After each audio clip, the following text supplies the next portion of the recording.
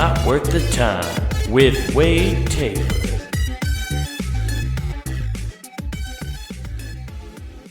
Hey, what's going on, everybody? Welcome back to Not Worth the Time. We're here. We're doing it. We're going to have ourselves a good freaking time. Man, I hope you guys had a fantastic weekend. I'm pre-gaming my weekend right now. Woo, getting this done early for you because I want to make sure I get it out to the people. Have a good time. You know, I hope you guys had a great weekend. Did you watch some sports? Did you go to college game? Did you watch college game? Did you watch Sunday night football? Did you do all the fun stuff? Yeah, I love that football is back. You just have a built-in thing to watch. Isn't it weird how any of us who are from a time before the streaming, before the streamings came around, before you had the entire collection of entertainment in front of your fingertips, your programming was programmed. You're programmed. You were selected a steady diet of entertainment, pre-selected for your viewing pleasure. But only your eyeballs and your recruiting of your eyeballs could keep said favorite shows on the air.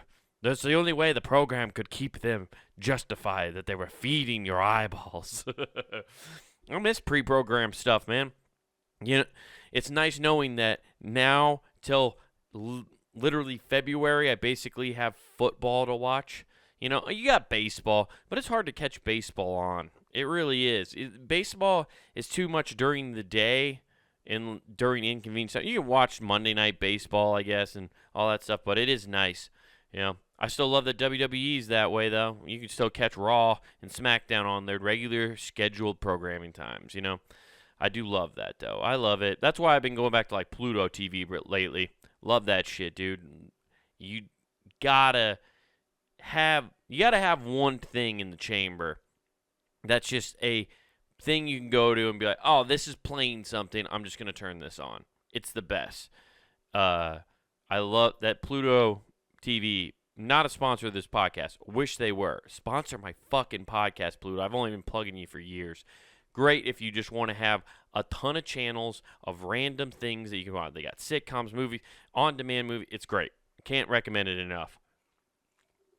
Just fucking throw on old sci-fi movies. I've watched 90 Godzilla movies in the past 2 weeks because I just have it on the background while I'm working.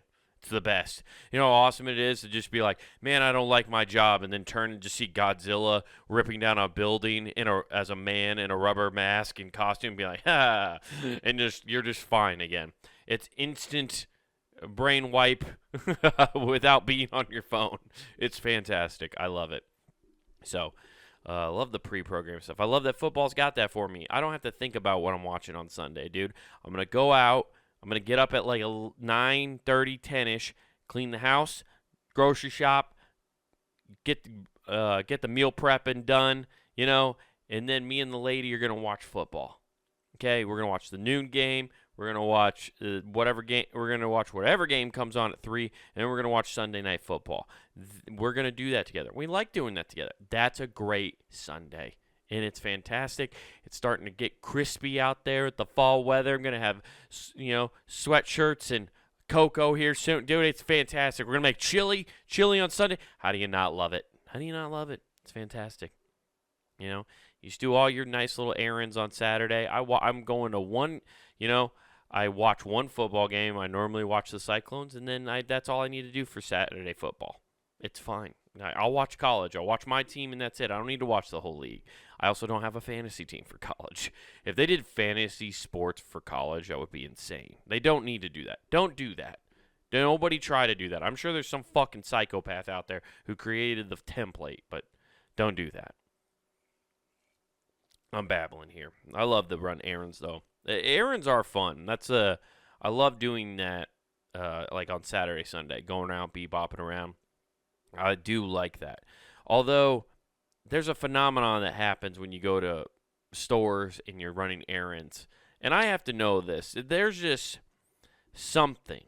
And I think every person listening to this, every person in the world does, but I can only communicate this message to the fine people who listen to the show. And thank you for listening to the show. Welcome to all the new subscribers on YouTube who are checking out the show. Thank you for subscribing and enjoying the entertainment. And this is a post for you guys in the comments on YouTube. A post to you guys who are listening to this just on the podcast feed. You can email us at punandgame, on Instagram, just DM us there, or punandgame@gmail.com. Email us in your answers. I'd love to know this. But I think every person has a certain store where they walk through the threshold of that store and they instantly have to take a dump. Every person has one. I have 3. Everybody has one of those stores where there's something about, I don't know if it's the lighting, I don't know if it's the aroma, I don't know if there's just a frequency they're vibrating at a brown note. They're playing music that somehow is incorporating a brown note in the background that's making you need to go shit yourself. But everybody has a store they walk into and they go, oh man, I gotta go take a dump immediately. And you can't tell me a coffee shop. That's cheating. Okay, the smell of coffee makes you got to dump. Okay, that's not what I'm referring to. Okay, but there are stores. Okay, I got 3. Okay, I'll do them in reverse order. Okay, first one, TJ Maxx. I don't know why TJ Maxx, but there's something about that store. I walk in there, go through a couple of racks of clothes. My girlfriend will wander around, but I'm taking a dump there. I think that, if I have to be honest, has to be the aroma they're putting out. I don't know if it's the mistiness of it or something, but that place makes me have to dump immediately. Okay, I gotta poop in there.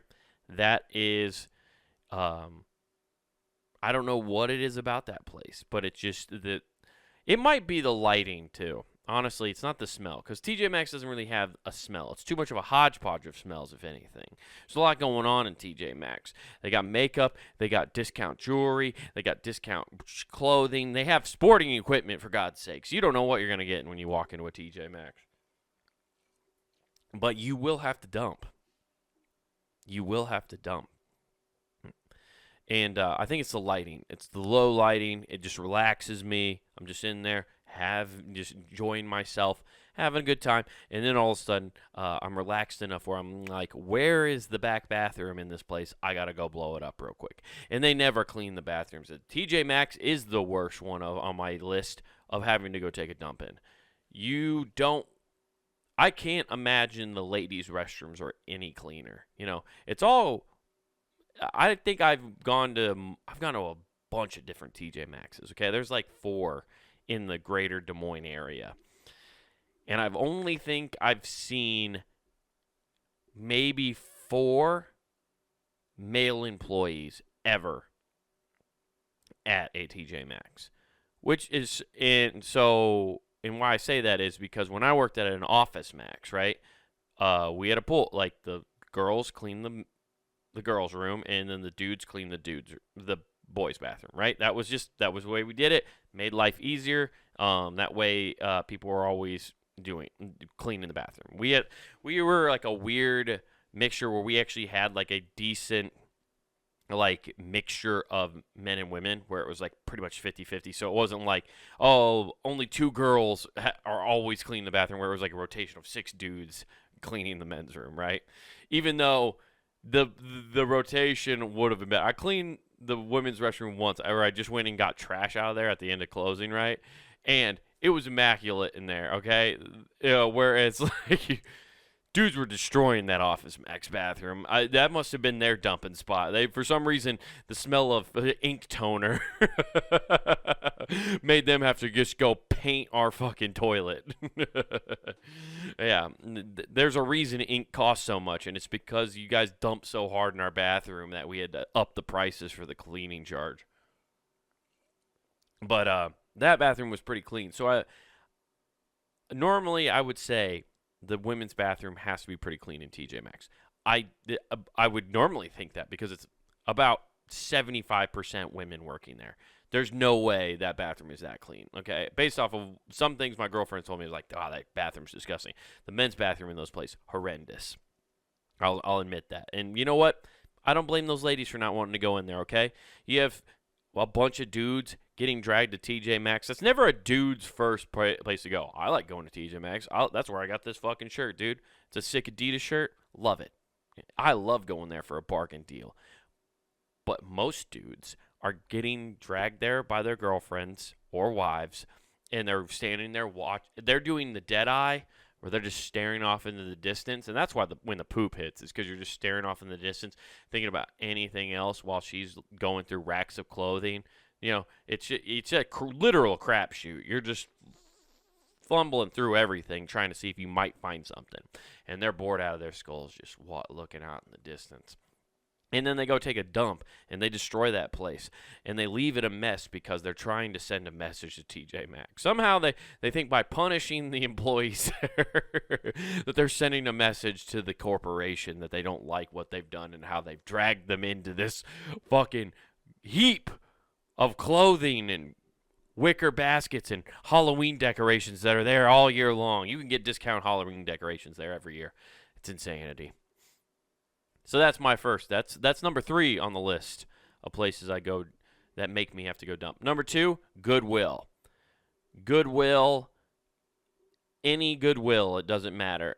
There is, this I know, is the aroma of that place. There, like the smell of like old vintage, like that musty smell. You know what smell I'm talking about? It's the smell that your grandparents' house has, right?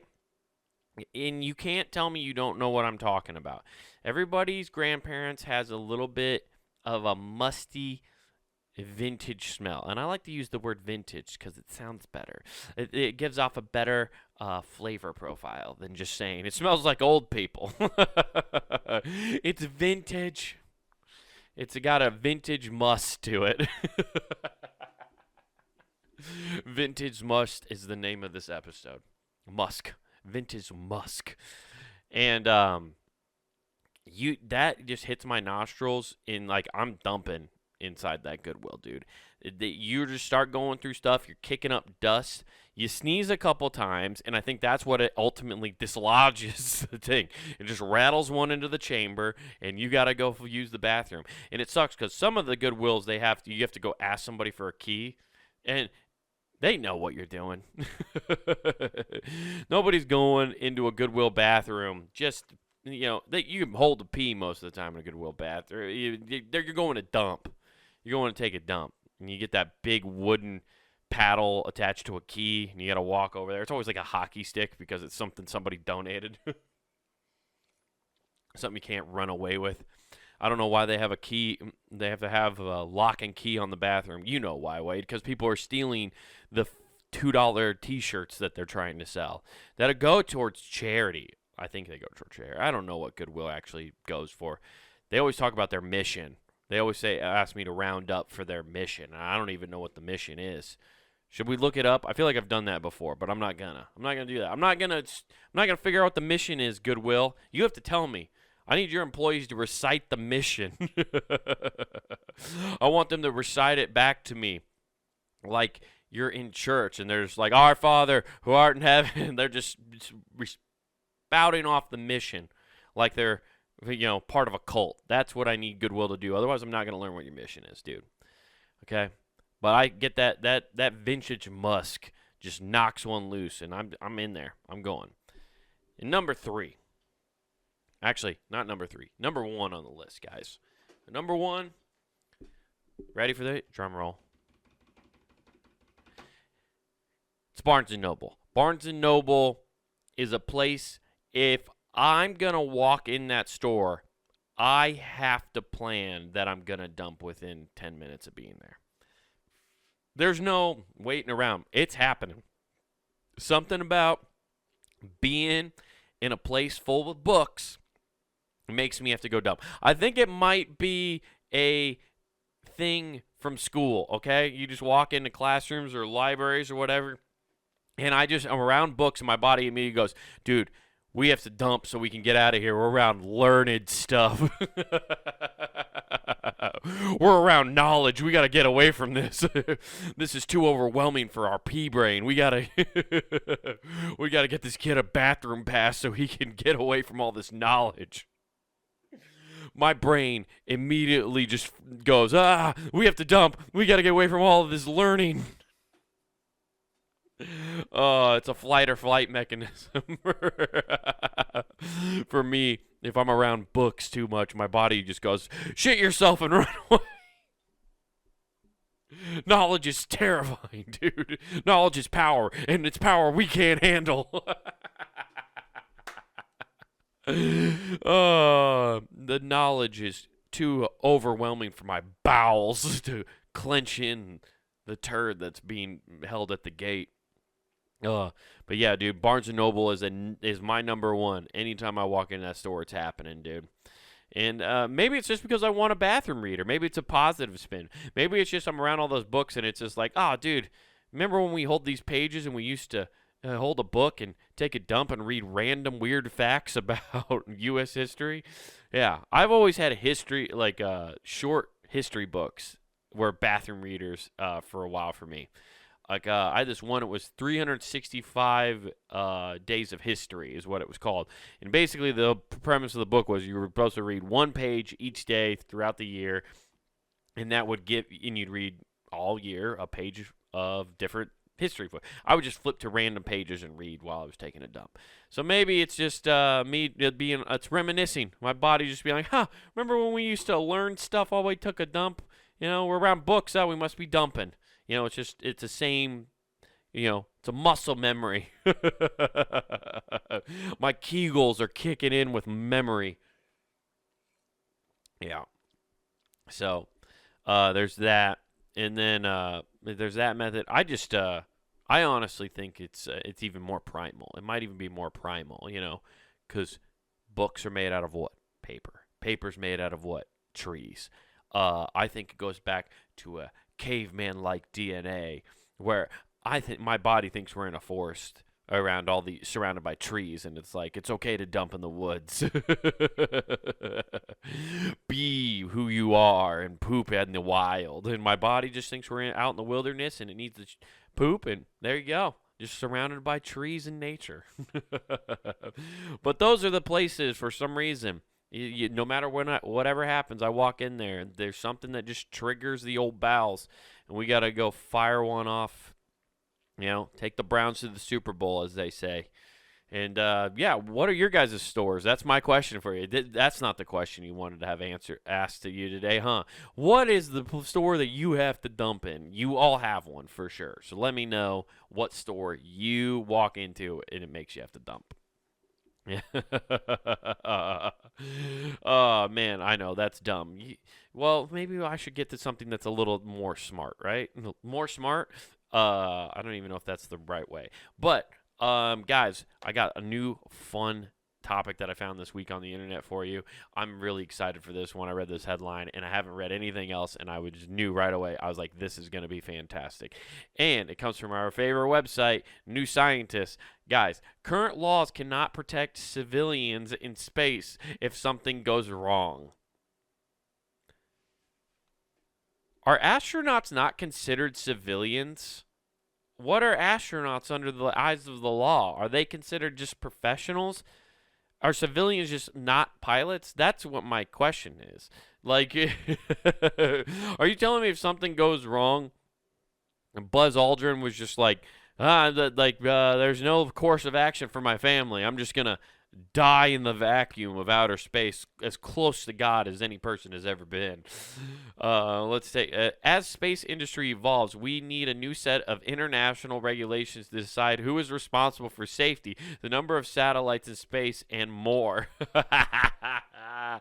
Dude, I love that now space has to have international waters laws, basically. So why don't we just do that? Whatever the fucking international water, there's laws of international waters, so why don't you just copy paste for space? It's just as crazy. If anything, the fact that we have laws about international waters when we don't know fucking dick all about the ocean. You know, there's always, I don't even know how true it is anymore, but that whole stat where people would bring up, we've only discovered 10% of the ocean. Like, people always say we know more about space than we do about the ocean, which is crazy because space is always infinitely growing. But regardless, if the rules that we have for international waters, they just copy paste, put it fucking with space. Let's just go. Let's go. Let's do that. If you watch the live video of the billionaire Jason Isaacman, I think is how you say that. I don't know. Popping his head out of the SpaceX spacecraft, the first thought wasn't probably who's getting sued if something goes wrong, but a private space flight grows. The question must be addressed.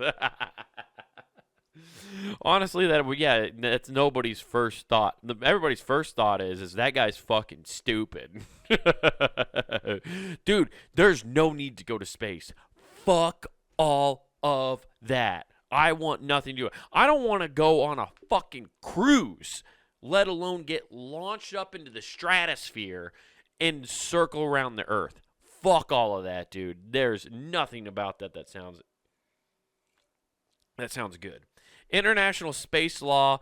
Oh, dude, I know I'm starting right away. I love the fact that we are actually really having conversations in serious topics, serious dialogue and discussions about international space law. Just something you would have heard in Star Trek and just thought it was complete gibberish. Like 10 years. This was 10, 15 years ago. This is complete gibberish. Like, oh, well, it's sci-fi talk. International space law, am I right? I can't wait till we, as humans, so cockily?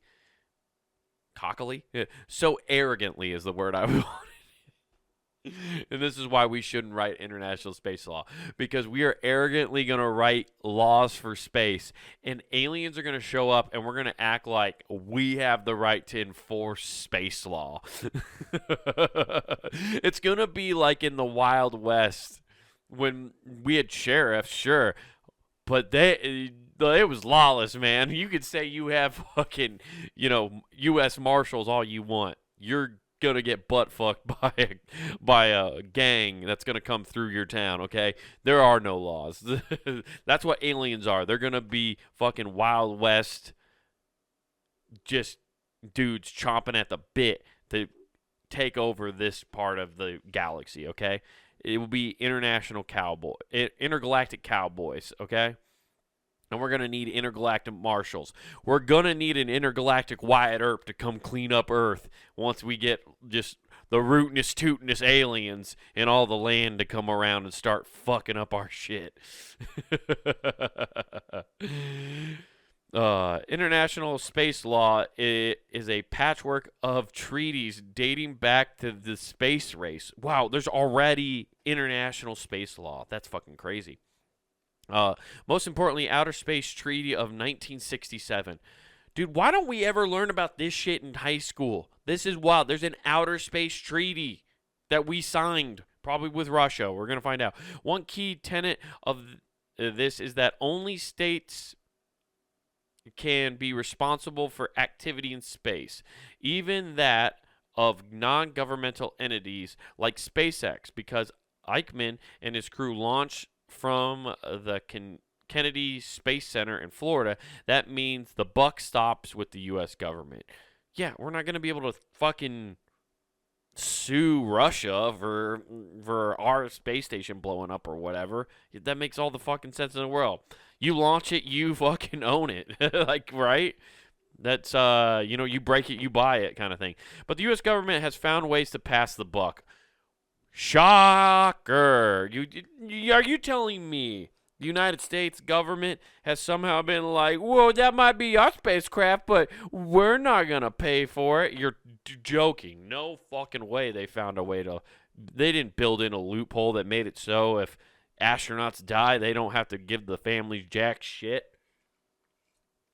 With the Federal Aviation Administration, has strict rules and regulations for commercial air travel. Commercial space flights have always been given lighter touch, most recently by the Space Act of 2015, a law enacted about it's extended a learning period that prohibits the FAA from issuing regulations and safety of astronauts on private space flights.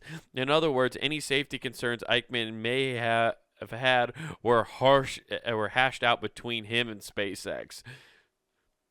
Honestly, that's pretty cool. I can get behind that, dude. Do you imagine the FAA coming in and trying to slap regulations on SpaceX before they launch citizens up there? It never would have happened. It's completely untested. There's no way the government would ever let you do that. Okay, like you have to do this special fucking thing that they did in order for it to even happen. Um, this learning period is due to expire January 1st, 2025. So we could soon see legal clarity who is responsible for private astronauts. But this isn't the only area of space litigation that needs attention. Astronomers are increasingly concerned about the number of satellites in orbit, primarily ruining their objectives. The astronomers worry that by launching 5 new super bright satellites, they're okay. They're worried about astronomers are worried about new satellites. That's from okay. Elon Musk. SpaceX, again, is a big player here, controlling 2/3 of the active satellites. Jesus Christ. And there are currently no regulations to prevent him from launching as many as he pleases. Oh, dude, if you start trying to sneak in because the government's going to try to start being like, you can't launch this many things, and it'll be passed by such and such date, he's going to launch so goddamn many. They're just going to speed it up. I think I remember reading once there's a whole issue with space junk. Like in our atmosphere, there's just hundreds and if not thousands of just debris from space launches and satellite dishes. There's just all sorts of shit just floating around up there. Just like the people of Earth, Earth itself has become a hoarder of its technology. So what's next? Policy research Tom Hale says our political systems aren't designed to solve long problems. They don't get much longer than taming the final frontier. That isn't to say we shouldn't try. However, and a refresh of an aging outer space treaty to help tackle these more modern issues would be welcome. Oh, so it's just once again relying on government officials to come up with a policy that might actually work. Yeah, I'm going to go ahead and say that's a lost battle. We can't agree on jack shit right now. I think a lot of other people have some other issues they're way more worried about rather than what people are launching into space, okay? I think a lot of people are not worried about if billionaires can safely go up into space. I can guarantee you that's not one of my big concerns. Fuck them. They shouldn't be. Honestly, if you're going to let somebody launch you into space, you shouldn't be allowed to sue them. You're strapping yourself to one of the most powerful thrusting rockets ever made by man in order to break out of an environment that we can only exist in. The fact that life exists on this planet is fucking nuts. And people are like, but what if we go outside of it? It's like, hey, count your fucking blessings. You're here. And somehow you got to be one of the 0.000000001% of people born in just this century. And also got to be a billionaire in that scenario. And you're like, yeah, but I want to also be part of the 1.01% who also goes outside of this thing. You should just have to sign off that you won't sue your family can't sue them if you blow up. That should just be the thing. Okay? You waive your rights at that point, in my opinion. If you're going to space, you waive rights. Okay? Just that's the way it goes. That's my pitch, okay? Wade Taylor, it's 2024 Space Treaty pitch. You sign it, you go up in space, it's your fucking fault. That's my fucking space act. I don't know. Anyway. But guys, if you enjoyed this episode, go over to punninggame.com. That's right, punninggame.com is where you can find this show, Who Gives a F, my other show with my brother Nathan, and a backlog of a bunch of great podcasts that have been on the network for time to time. There's literal hundreds of hours of content on punninggame.com that you guys can go check out. We really appreciate it. So go over there and check it out. And if you want to watch this show, and you want to watch me stammer to read and watch my dumb facial expressions as I talk about places that make me have to go poop, go over to youtube.com and search Comic Wade Taylor. Welcome to all the subscribers, like I said earlier. Thank you guys for subscribing. I hope you're enjoying the content. So subscribe to Comic Wade Taylor. You can find this show, Who Gives a F, and clips of my stand-up. So go check out all that stuff out. And, guys, if you want to support the website, the best way possible is to subscribe to the YouTube channel. But if you want to help out even more and get yourself something back in return other than great content, go to the Punning Game shop at punninggame.com where you can get t-shirts, hoodies, mugs, stickers, all sorts of cool stuff to represent your favorite shows here at punninggame.com. So get yourself something nice. Get yourself a hoodie. Rep the new stuff. We just put out a bunch of new merch. So there's new designs from the logos and all that stuff. So go check all that out. And don't forget to use promo code NWTPOD. That's NWT Pod. And that gets you free shipping at checkout. Gets us a few bucks. I've made everything as inexpensive as possible. We just get a few dollars back for each of the hoodies and t-shirts and stickers and stuff. We just really want to give you guys something. So if you like the show and want to support, that's the best way to do it. Otherwise, just keep listening and share it with a friend. We really appreciate it. Guys, this has been Not Worth the Time. I hope you guys had a fantastic weekend. I hope you have a fantastic rest of your week. And remember, don't do anything I wouldn't do.